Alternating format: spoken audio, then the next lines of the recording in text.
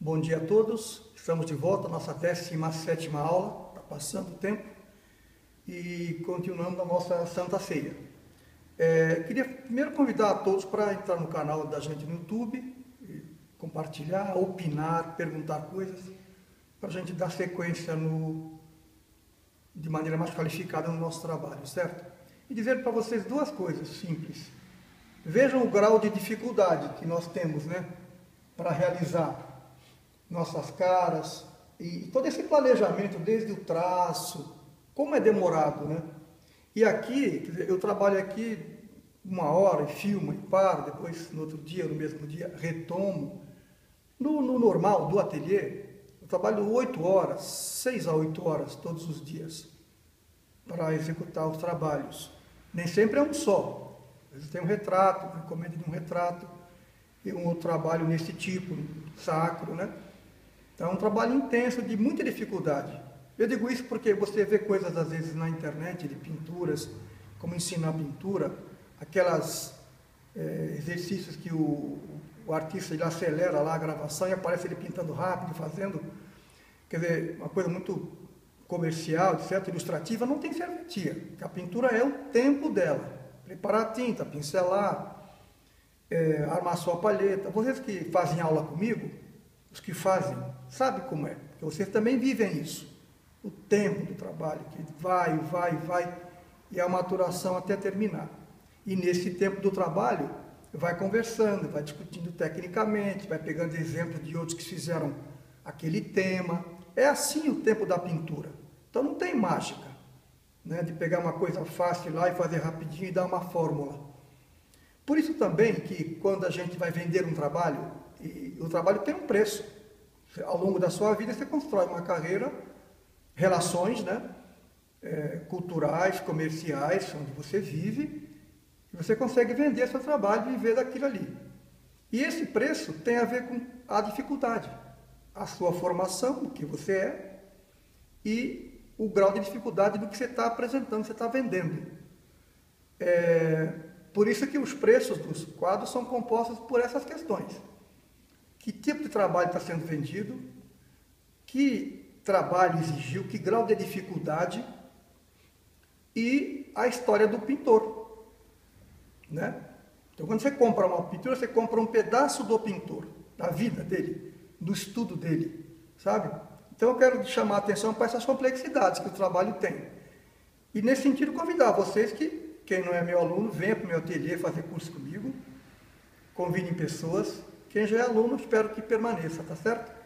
Mas um exemplo de grau de dificuldade, uma historinha que eu vou contar breve.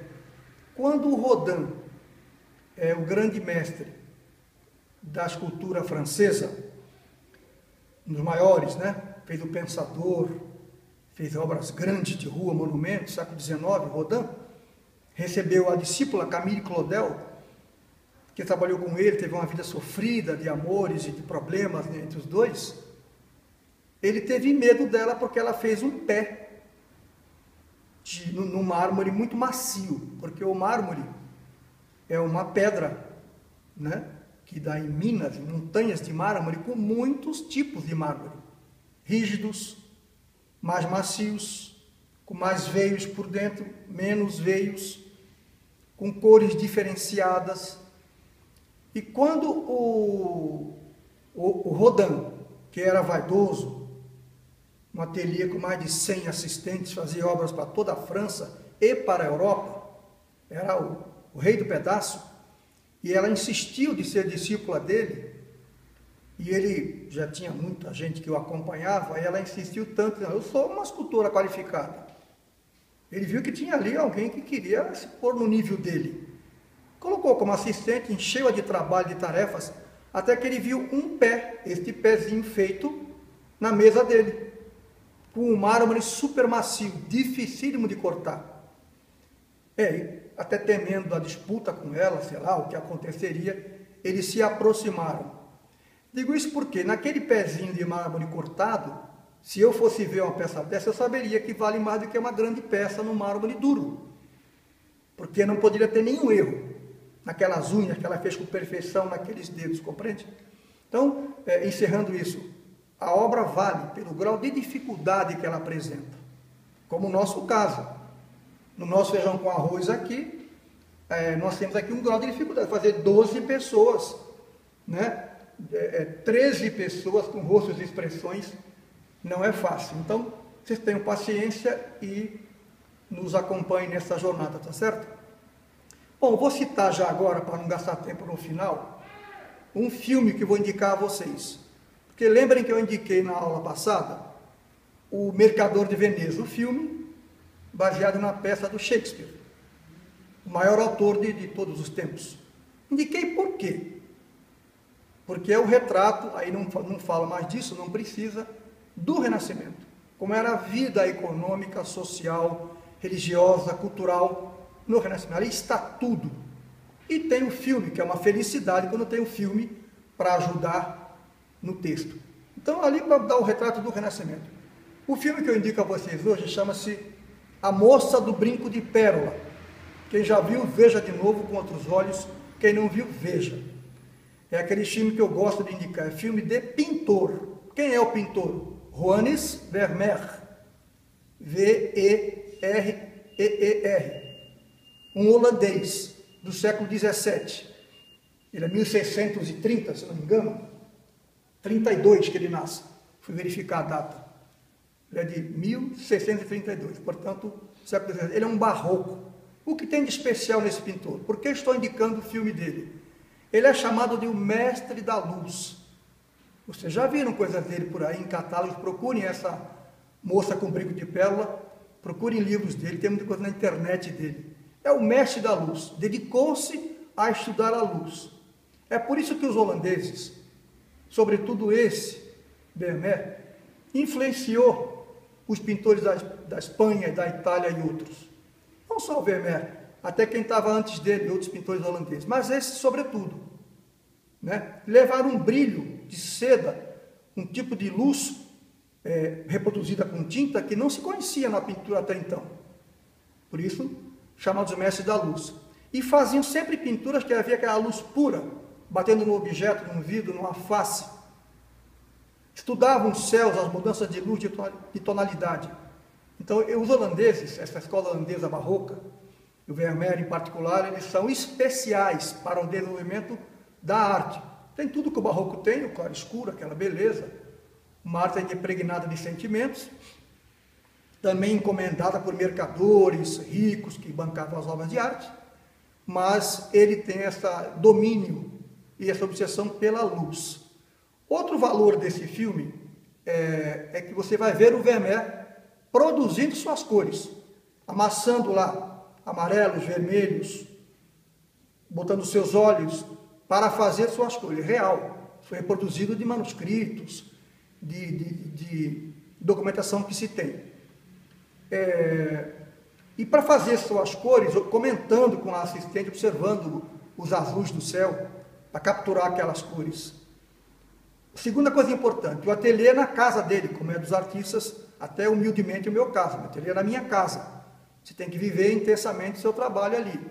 Então vivia recolhido num cômodo da casa, com empregados, a mulher, para pensar sua pintura. Quando digo pensar, é olhar uma janela, a luz derretendo-se na janela, ele observava aquilo intensamente. Entenda, não havia fotografia, fotografava com os olhos. Então é esse estudioso da luz que vocês verão no filme.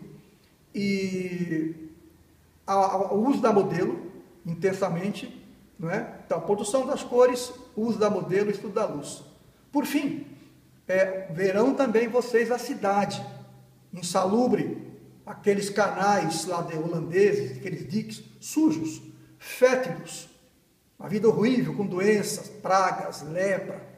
É nisso que a pintura suja. Não tem um mundo ideal que a gente imagina ver uma mulher de seda num quadro. Esse era o ambiente cultural que eles viviam. Então o filme traz tudo isso, mas sobretudo a história de um dos maiores pintores da humanidade, seu ofício, suas tintas, o seu modo de fazer as coisas, tá bom? Então eu indico este filme, A Moça com o Brinco de Pérola. O ator principal é o Colin Firth e a atriz principal é Scarlett Johansson, que faz a modelo. Vejam, não percam tempo. Vamos então para a pintura. Uma coisa só, vou hoje fazer a mancha dos rostos. Como está no meu lado esquerdo, vou manchar essas faces que estão em branco, tá bom?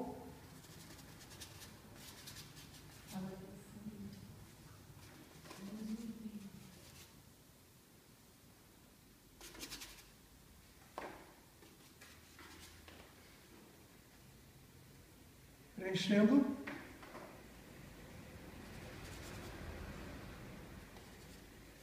Você já sabe que isso é uma mancha de fundo para facilitar entrar as cores depois claras e escuras. Botei um tom médio que me permite fazer a variação. Vou demorar muito aqui, vou sair daqui logo. Então é isso, gente. Vocês pegam essas minhas dicas aí. Quem está vendo, anotem, votem a fitinha de vocês aí.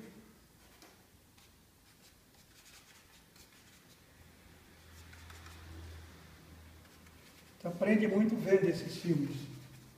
Já disse a vocês que aprendi muito de fazer tinta, de montar andame, de posicionar modelos. Aprendi vendo artistas que faziam, mas essa arte mais clássica só se aprende estudando esses velhos mestres. Então aproveite as minhas dicas, se servir a vocês. É que esse Juan de Juanes, desculpe, o Vermeer, que eu acabei de indicar, moça do brinco de pérola, como os outros artistas do Renascimento e do Barroco, eram um mestre da perspectiva, né? Perspectiva é essa descoberta, essa redescoberta, que até se fica pensando como é que se poderia viver, pintar sem fazer perspectiva. O Vermeer exagerava nesse negócio. Depois podemos falar disso mais para frente.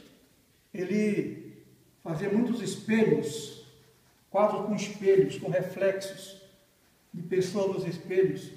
Você traçar linhas de perspectiva, vai encontrar perfeitamente a perspectiva dele. É muito interessante ver esse domínio. Então ele não é um pintor fácil. Reproduzir um Vermeer não é para qualquer um. É muito difícil. Mais do que Rembrandt, mais do que o Greco, mais do que Juan de Juanes. Que são luzes dificílimas, brilhos dificílimos. Então não é simples. Mas deve ser estudado, né? A gente deve procurar, como vocês me conhecem, procurar as coisas difíceis, não as coisas fáceis. Estou marcando aqui, ó, alguns escuros.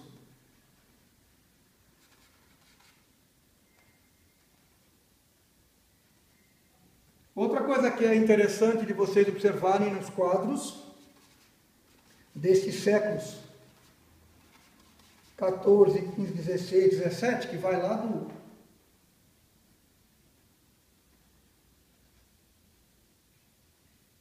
dos renascentistas, do Michelangelo, do Da Vinci, vai o Juan de Juanes, o Greco e esse Vermeer. Observe que às vezes em alguns ambientes eles colocam mapas no fundo para compor, sabe? Aí cabe a pergunta, por que vários pintores colocavam mapas no fundo das suas pinturas? É porque eles faziam uma menção aos mercadores que pagavam a sua pintura, que era um comerciante que tinha navios a trazer especiarias, trazer, enfim, mercadorias, ou comprar. Então, mostrar mapas era sempre um sinal, uma referência a esses comerciantes que pagavam as pinturas. Pagavam as pinturas que eram feitas com cenas da sua família. Lembre que eu já comentei, gostavam de se notabilizar. os comerciantes. Eles tinham dinheiro, mas não tinham nobreza, não eram nobres, não eram do clero. Então eles tentam se projetar na sociedade da época, financiando os artistas. Então aí, como diria a filósofa, minha mãe, uma mão lavava a outra. Exigiam ser pintados com suas famílias, mostrando anéis, objetos de arte. E assim viviam os artistas, viviam exclusivamente dessas encomendas. O Vermeer, que eu estou indicando, é um deles. E observem, além da luz perfeita, a perspectiva perfeita e esses mapas aparecendo. Tá bom? Vou fazer o escuro do cabelo já para ficar livre dessa base. Vou dar um marrom bem queimado para nós irmos enxergando nossa figura.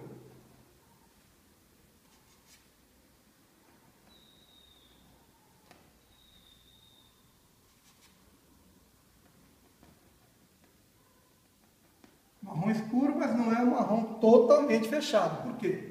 Eu quero guardar os meus escuros para o acabamento, botar escuro total onde eu achar que deve existir. Haverá remates por aqui ainda, será dado depois dessas cabeças. Em relação ao fundo, isso não está completo.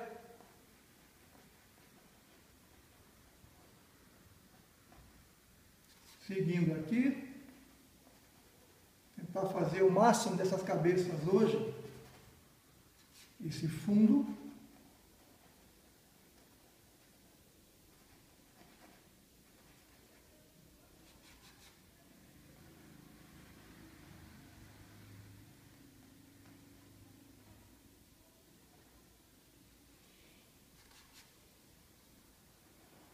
Cabelo. Ó. Vejo que já aparece aqui a minha figura, né? Só o fundo, muito tosco ainda, obviamente, né? Muito tosco. Mas estou aqui preenchendo um campo. Ó. Dá uma leve escurecidinha nesse marrom.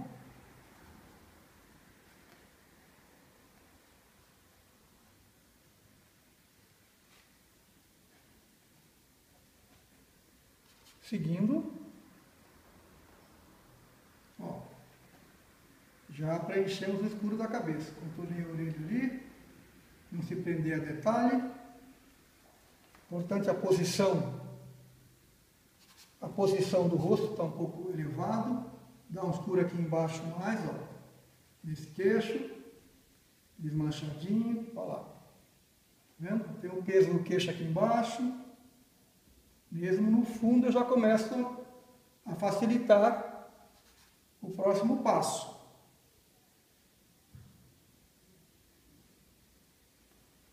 Ó, recorta com um pouco mais de escuro.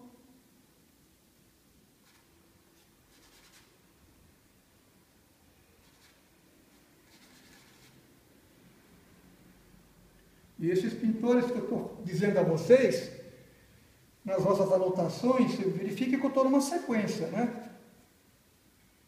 Uma sequência daí de datas, de períodos.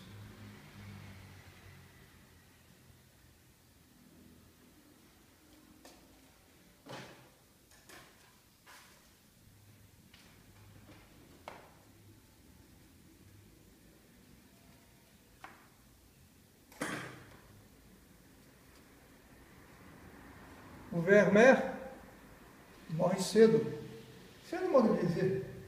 Morreu em 75, nasceu em 32, viveu 43 anos.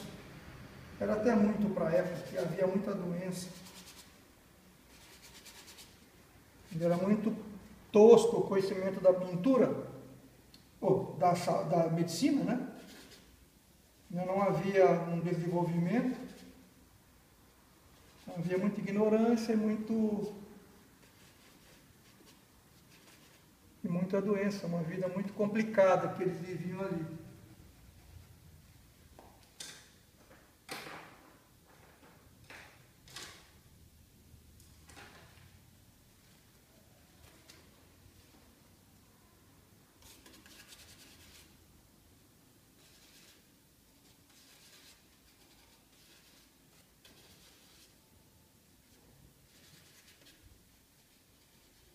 Continuando, vou dar um escurinho aqui nessa face, que é um escuro básico, que toda a cara tem, aqui ó, para facilitar depois o trabalho de sombra, tá? Ó, tá um escurinho aqui de leve, muito mal feito, porque é fundo. Veja que eu já marquei essa face. Eu já não me perco mais aqui.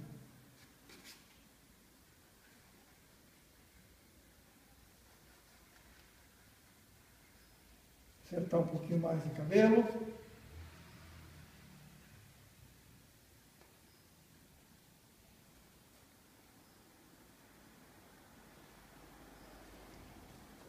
Tá boa essa faixa. Vou para outra agora, gente. Vamos para esse indivíduo aqui. Peça bonita também. Rosto claro, está bem marcado, é só o traço. Já insinua o olhar dele, tá vendo? Um olhar caído, bonito.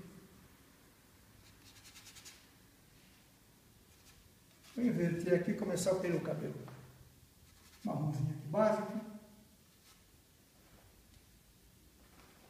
Ver se a gente consegue avançar um pouco mais.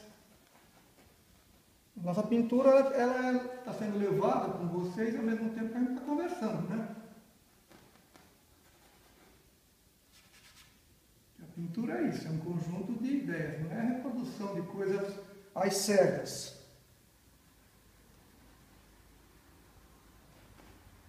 Vai com o cabelinho aí.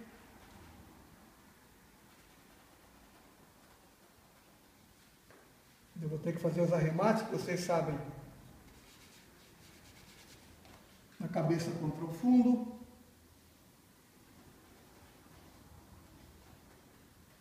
Para cá.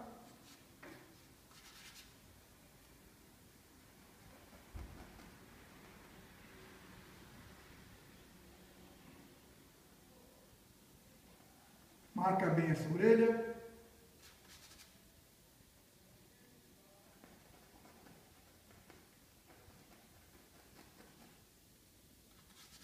Então, voltando à questão do quadro, da produção das obras e da venda, né? Porque a gente que vive da pintura precisa vender, né? Para continuar a fazer.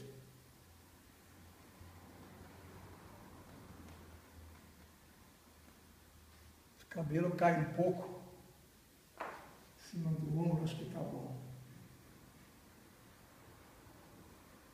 Então, quem compra o trabalho, compra o quadro, não compra só o quadro, repetindo. Sabem que eu tenho a mania de repetir, né? Compra tudo que está envolvido. Compra os dias e horas envolvidos naquela pintura, todos os estudos, toda a história que está por trás do trabalho. É assim que funciona. Então, quem vai olhar um quadro, precisa também começar a ter exigências daqui para frente. Eu tenho amigos, parentes, assim, conhecidos, né? Não são amigos, nem são parentes conhecidos, que falam, olha, fulana comprou um quadro tão bom ontem ali numa loja, não sei o quê. E eu pergunto, mas conhece o pintor? De onde veio aquilo? Não. Quer dizer, não é possível, né? Quer dizer, você se alienar. Vou arrumar aqui essa cabeça um pouquinho. Preciso marcar aqui o nariz melhor para que não haja um erro depois grave, ó. Vou marcar o nariz. Que aqui tem uma luz. Tem um escuro aqui mais fechado, ó. Estou arrumando aqui uma imprecisão própria do desenho. Rápido, né? Que é o filetamento. Consertado. Então, isso aqui tudo vai ser escuro. Eu não aprovo isso, sabe? Mas tem que comprar a pintura do artista.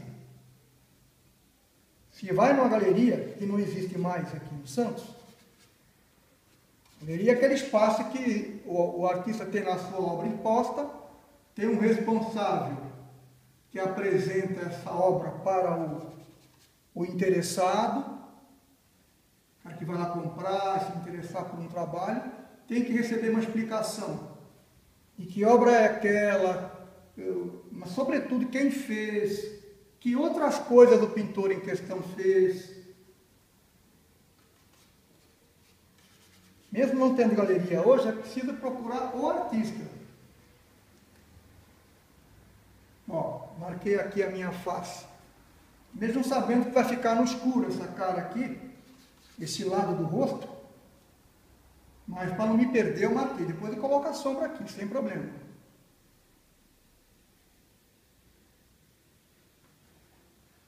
Entenderam? Você não pode alienar, retirar a obra alienar, retirar o artista da sua produção. Né? Então as galerias que surgiram no Brasil nos anos 50, os anos 50 no Brasil foi um ano meio especial.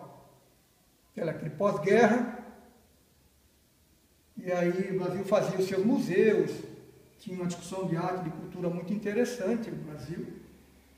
E surge a televisão nos anos 50, surge a Bienal de Artes em São Paulo, que liga o Brasil à produção do mundo, tudo anos 50. E vem as galerias e os marchands, esse sujeito que vai nas casas do artista, conversa, pega as obras e vai negociar. Aí já aparece uma ruptura entre o artista e a sua obra. Porque não é só que ia visitar o ateliê, que era uma coisa boa, recebia visita ao artista, das pessoas interessadas na arte, estudiosos ou possíveis compradores. Aí conheciam o modo como o artista trabalhava, vivia seu ateliê. A figura do marchand, do dono de galeria também, ele passa então a levar as obras, procurar comprador e pagar a comissão para o artista, certo? Muito bem, isso é ótimo. Estava na minha casa, fala, Daniel, vou te levar 4 quadros, tenho compradores, vou vender por tanto, tiro a minha comissão, pô, aquilo ali a gente vivia mais um período. Só que começou um processo de afastamento do pintor da sua obra. E hoje é complicado, porque você não tem mais ateliês, não tem mais artistas que sabem falar do seu trabalho. É uma coisa horrível. Então, eu acho que não podemos perder. Eu considero junto com o mico-leão dourado e outros, eu sou uma ave, um bicho em extinção. Ainda tenho ateliê para pintar, para estudar, sei o que faço, estudo e, sobretudo, defendo o que faço. Descrevo para as pessoas o que faço e por que faço. Estou marcando aqui, de leve, meus escuros. Esse que já está bem resolvidinho aqui. Olha que bonito. Só no marrom, né? Por isso que aqui o nosso curso dá essa condição de você ter acesso a um ateliê de trabalho, ver como é que funciona.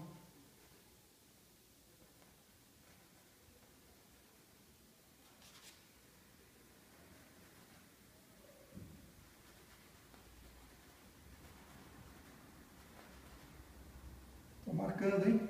Rapidinho aqui. Estou marcando esse escuro. Estou vendo aqui, isso aqui é mais comprido um pouquinho. Tem outro erro aqui. Essa roupa desse personagem tem mais pescoço. Vou descer aqui, Descer aqui embaixo.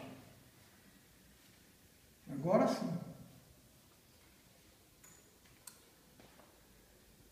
Vai ser feito isso daí com claro.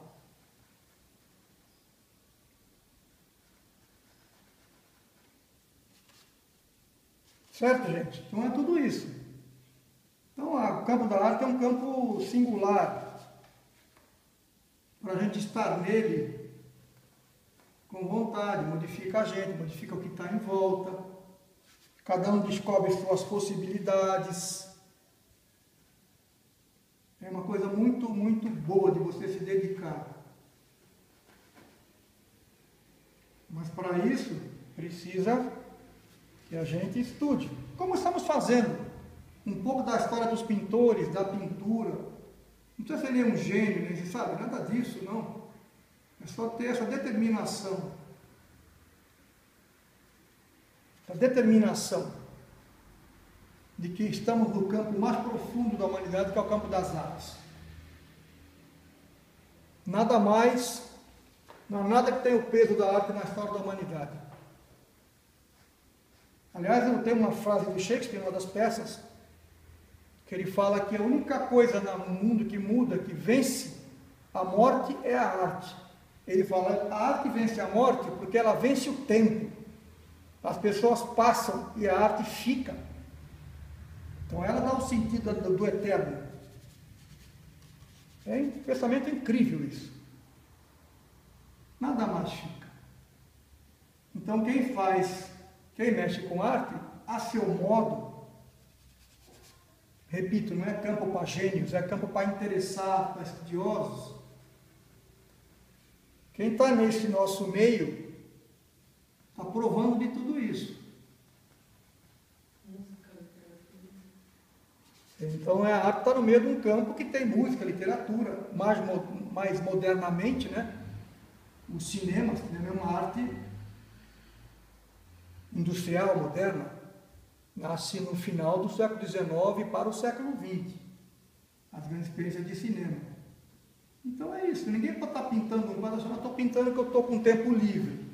Pode até no início ser isso, vim pintar porque eu estava precisando ter tranquilidade, mexer com outra coisa. Eu escuto muito isso, eu digo, coitado, mexer com outra coisa vai pegar aqui um temporal, porque é discussão, é ideia, dificuldade técnica.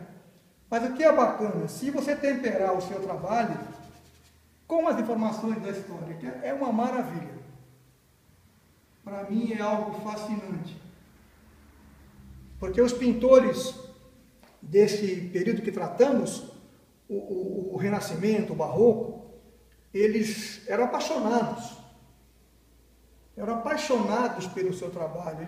Eles eram, embora humildes, eram mal vistos. O pintor era um zero. Não era comerciante, não era mercador, não era nobre, não era do clero. O pintor era um empregado dos nobres e dos comerciantes. Mas eles estudavam o seu ofício, enxergavam à frente de forma apaixonada. Defendiam o seu trabalho, discutiam, conversavam. Bom, fazer agora a mancha da pele. E nós temos que reproduzir, nós temos que fugir da alienação, certo? Da coisificação, como dizem os estudiosos de comunicação do século XX, a coisificação. Nós temos que reagir.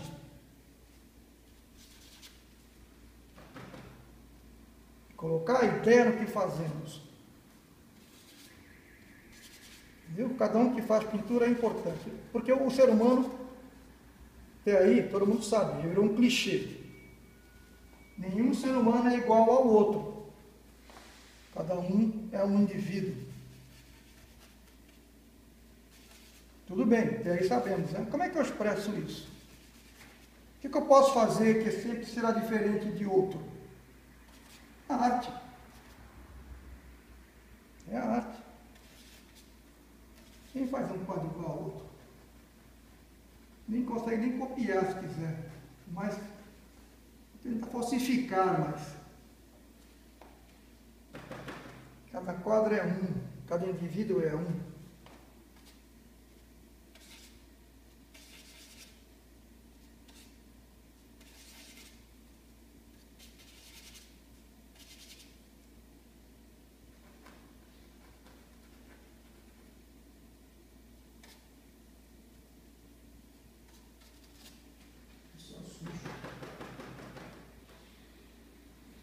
Sujou, tem que limpar bem.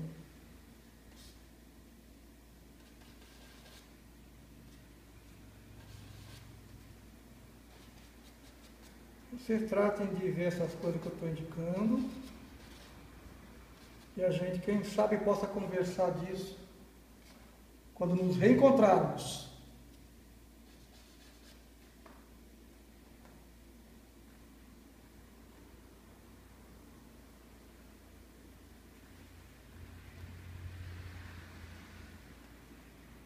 Aqui, ó.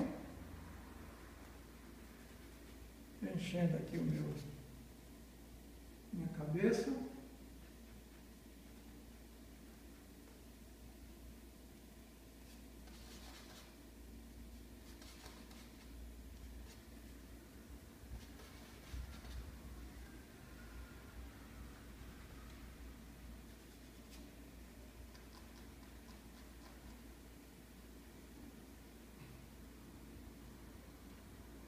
Já facilitei minha vida, dei um pequeno escuro aqui. Seguindo.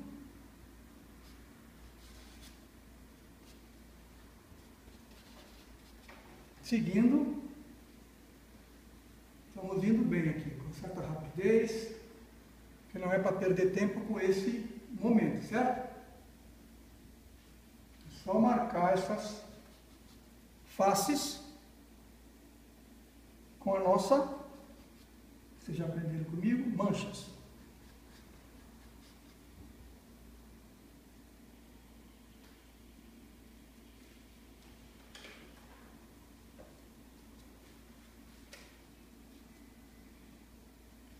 Estamos já quase encerrando esta sessão.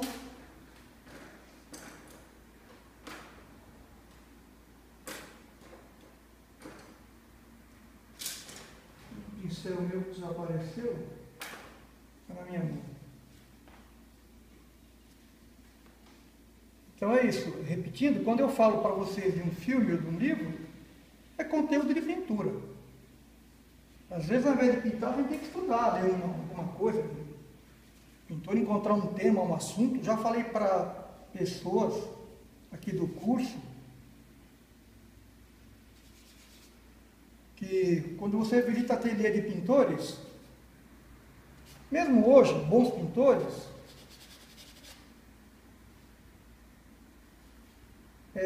eles têm anotações, recortes de coisas que interessou, assunto que interessou, sabe? Pode-se estudar a vida de um pintor, tentar reproduzir suas coisas com outro olhar. Às vezes um tema que um pintor teve, você pode ter para você. Mas, como trabalhamos com imagens, acima de tudo,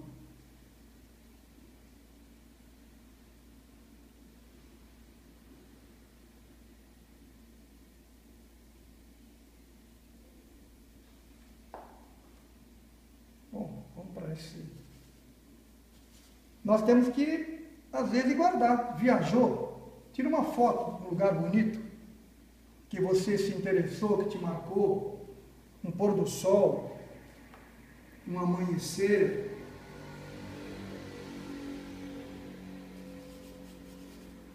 Claro, os pintores lembrem disso, não era a mesma coisa, não. O fim do dia e o nascer do dia eram luzes diferentes. Esses impressionistas, os pré-impressionistas, os pintores do começo do século XIX, final do século XVIII, eles observavam tudo isso. E diziam, olha, não é a mesma coisa não. A luz que termina o entardecer, que vai sendo devorado pelo escuro da noite, é uma luz. A luz do dia que nasce é outra. Interessante vocês também verem isso. O que mais estudou isso foi o Turner, William Turner, em inglês. Fez pinturas maravilhosas, onde ele misturava o céu com o mar. A luz misturava tudo. Ele estudou tudo isso. Mas vocês anotem coisas que interessou. fechando aqui, vou fazer um pequeno contorno de orelha.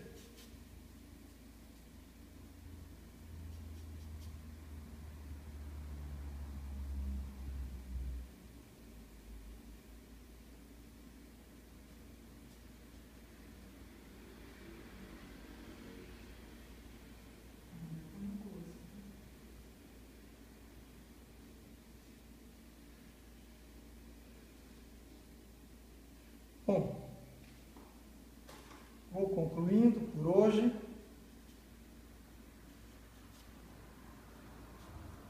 Repito que vocês serão cobrados por mim depois,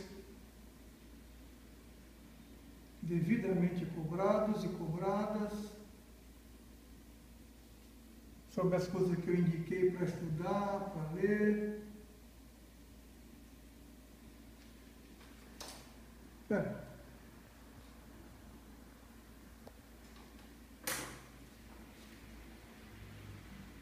Bom, gente, então vou dando uma parada por aqui, porque acho que rendeu essas duas caras, fundos com cabelo, porque é demorado mesmo, verifiquem isso, porque ao marcar essas sombras, já estou anotando os volumes. Vou botar claro na maçã do rosto, claro no nariz, um queixo aqui para frente proeminente, com a sombra embaixo, um lado da face no escuro.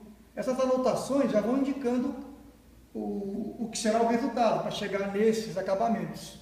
Tá bom? Atenção no filme que eu indiquei, no pintor que falei, aquela história. Divulguem nosso trabalho e nos vemos na próxima. Um abraço.